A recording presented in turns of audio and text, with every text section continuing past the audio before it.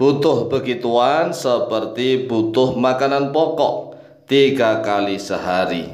Ini perkataan seorang wali Allah yang bernama Syekh Junaid Al-Baghdadi. Kemudian perkataan ini diolok-olok oleh orang-orang non-muslim, terutama oleh para misionaris. Orang Islam itu hanya budak seks, budak nafsu, budak ini, budak itu. Oleh sebab itulah kita balik nih. Yang menjadi budak nafsu, budak seks itu siapa? Nggak ada. Karena apa? Para nabi dan rasul saja yang sudah mampu mengendalikan segalanya, itu rata-rata istrinya paling banyak. Nabi Daud ya, David nih. David itu atau Nabi Daud dalam kita, istrinya berapa? Jumlah istrinya Nabi Daud atau David itu 99. Apa berani mereka menuduh Nabi Daud itu budak nafsu, budak seks? Tidak kan? Nah, kemudian putranya Nabi Daud, nah itu Nabi Sulaiman. Kalau mereka nyebutnya Solomon, ya kan? Solomon atau Nabi Sulaiman itu istrinya berjumlah 1000. Coba bayangkan. Ya, cara menggilirnya istri 1000 itu bagaimana? Luang baru punya istri 4 saja udah bingung. Nah, jangankan 4, punya istri 1 aja sekarang kalah keok nih. Berdalih emansipasi wanita, berdalih hak asasi wanita. Padahal aslinya laki-lakinya yang lemah. Laki-laki di akhir zaman itu lemah, lebih suka berlindung di bawah ketiaknya para wanita. Sehingga mohon maaf, kalau ada orang yang mengatakan bahwa saya butuh kepada jima, sebagaimana saya butuh makanan pokok. Nah, makanan pokok orang Indonesia itu kan setiap hari ya minimal 3 kali. Berarti kan butuh 3 kali nih, pagi, siang, dan malam. Pagi, siang, malam. Lah orang Indonesia nih kira-kira berapa persen orang yang mampu pagi, siang, dan malam? Ayo jujur saja. Orang Indonesia laki-lakinya udah sibuk. Sibuk itu kalau yang sibuk kerjaan. Kalau yang nganggur stres juga. Kan ada 2 hal yang menjadi masalah nih. Yang pertama, kalau sibuk kerja, dia capek bekerja karena seolah-olah diperas. Tenaganya diperas, kerja, pulang-pulang udah capek. Atau yang kedua, nganggurnya stres. Akhirnya ya sama saja. Satunya itu capek raganya, yang satunya capek pikirannya. Ini sama-sama stres. Sehingga sekarang ini banyak sekali orang yang merasa heran, menuduh para ulama, para kiai budak nafsu, budak seks dan seterusnya. Jangan begitu. Kita hidup di dunia, di akhirat ini kalau bisa ya semulia-mulianya lah, ya kan? Kan tidak bisa dipungkiri laki-laki itu dimanapun ya kan harta tahta wanita, ya kan? Harta tahta wanita. Yang tidak boleh itu menghalalkan segala cara. Itu yang nggak boleh. Kalau harta dengan cara halal silahkan. Anda memiliki harta yang banyak melimpah ruah.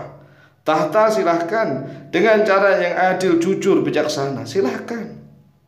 Anda ingin punya banyak wanita, kalau di dalam Islam itu kan 4 ya, maksimal 4. Silahkan, tapi dengan cara yang benar. Yang tidak benar itu kalau mereka menggunakan cara-cara yang salah. Walaupun toh mohon maaf nih ngakunya nggak menikah, ya kan? Pendeta ini nggak menikah sampai akhir hayat. Tapi di belakangnya, masya Allah, naudzubillah min dzalik, dia hanya takut kepada manusia, nggak kelihatan. Ya, di belakangnya itu nggak kelihatan. Kalau di depannya, wow, dia ini membujang sampai akhir hayat. Itu yang tercatat, yang di depan kelihatannya. Tetapi di baliknya, wallahu a'lam bishawab. Lah, umat Islam tidak mengajarkan seperti itu. Umat Islam itu mengajarkan kesatria di depan maupun di belakang sama saja. Tidak seperti mereka, di depannya kelihatannya, ya kan, tercatatnya nggak memiliki istri, bujang, ya kan, bujang, atau tidak memiliki suami, ya kan, sampai mati. Tetapi wallahu alam di belakangnya beda dengan Islam, jujur apa adanya. Di depan ya begini, di belakang juga begitu, nggak ada kemunafikan, nggak ada. Oleh sebab itulah, selama Tuhan membolehkan, silahkan dengan cara yang benar. Yang tidak boleh itu cara-caranya ini yang salah. Kemudian perkataan Syekh Junaid Al-Baghdadi itu memang ditulis oleh para ulama. Salah satunya ditulis di dalam kitab Ihya Ulumuddin oleh Imam Al-Ghazali rahimahullah ta'ala. Wa kana Junaidu yaqulu, wa kana, dan ada Al-Junaidu oleh Imam Junaid Al-Baghdadi yaqulu, yaitu berkata. Nah, Syekh Junaid Al-Baghdadi ini adalah guru thariqahnya para guru thariqah sampai sekarang. Guru tasawuf dari para ulama ahli tasawuf itu Syekh Junaid Al-Baghdadi. Apa perkataan beliau? Ini seorang guru thariqah loh ya, guru thariqah, guru ahli tasawuf. Tapi beliau mengatakan ahtaju ilal jima'i kama ahtaju ilal quti. Ahtaju butuh oleh saya ilal jima'i kepada jima. Kama ahtaju sebagaimana butuh oleh saya ilal quti kepada makanan pokok. Ini seorang ulama ahli tasawuf mengatakan seperti ini, apakah langsung jelek? Tidak. Tidak, kan disalurkan ke tempat yang halal itu berpahala. Nah kalau disalurkan ke tempat yang haram kan berdosa. Ya begitulah. Makanya kalau orang itu punya ilmu enak, disalurkan ke tempat yang halal berarti pahala. Nah kalau disalurkan ke tempat yang haram berarti ya dosa. Lah para ulama, para nabi dan rasul kan tahu ilmunya, sehingga disalurkan ke tempat-tempat yang halal, maka dapat pahala semakin banyak semakin banyak. Nah berbeda dengan orang-orang, mohon maaf, yang miskin ilmu, miskin harta. Udah miskin ilmu, miskin harta, miskin pengetahuan, miskin peradaban dan seterusnya, akhirnya menuduh, wah wali Allah begini begitu, kan menuduh karena tidak kemampuan begitu. Nah kalau para ulama yang cerdik-cerdikia, mereka mengatakan fazaujatu ala tahqiqi kutun wa sababun li taharatil qalbi. Fazaujatu maka bermula istri ala tahqiq, ya atas pembenaran nih. Kutun yaitu ibarat makanan pokok. Wa sababun dan yaitu sebagai sebab li taharatil qalbi, untuk kesucian hati. Lah coba bayangkan. Jadi kalau orang ini kan misalnya stres, makanya kalau jomblo-jomblo yang stres segera menikah. Kalau sudah disalurkan baik laki-laki atau perempuan itu plong begitu ya kan. Plong itulah Allah Azza wa Jalla memberikan syariat yang indah. Masing-masing melakukan hubungan berpahala.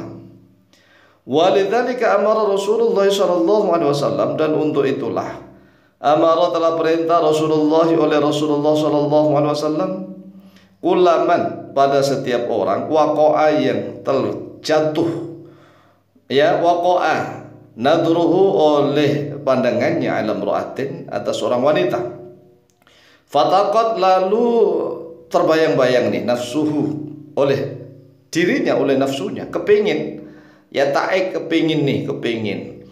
Barang siapa yang pandangannya itu kepada seorang wanita, dia melihat seorang wanita yang cantik begitulah ya, melihat seorang wanita yang cantik, kemudian nafsunya ini kepingin begitu, ilaiha, kepada wanita itu, ayu jami'a lahu, pada sekiranya segera menjima oleh laki-laki itu ahlahu, pada istrinya.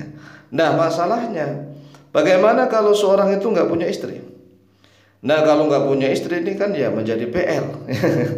Dia melihat wanita cantik, apalagi zaman sekarang nih, zaman di dunia media sosial ini kan bukan hanya gambar cantik, bukan hanya gambar, video-video yang syur, video-video begitu. Kemudian dia melihatnya kepingin, lalu bagaimana kalau nggak punya pasangan? Oleh sebab itulah segera punya pasangan. Lah kalau punya pasangan, kalau kepingin dilakukan berkali-kali, itu pahala besar.